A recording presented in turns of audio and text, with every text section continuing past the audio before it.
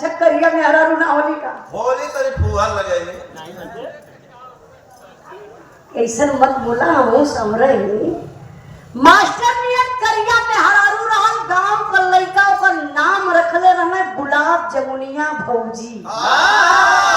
और फमान रखली भौजी कौनो लड़का कहीं से आया प्रधान जी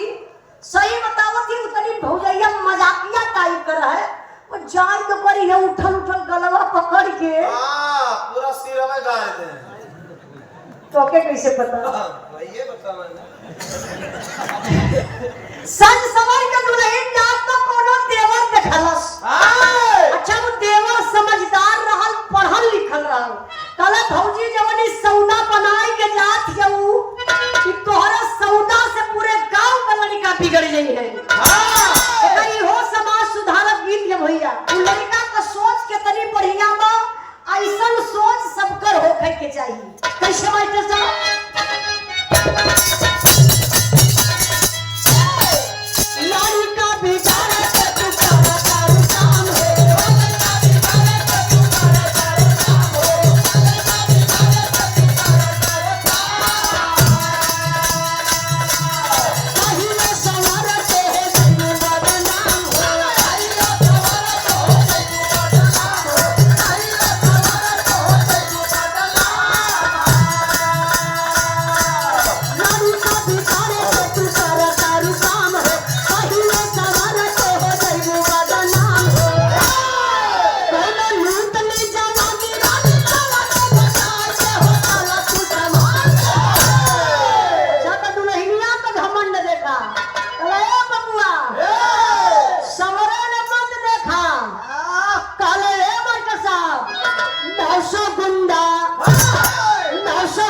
मर गई ना झूला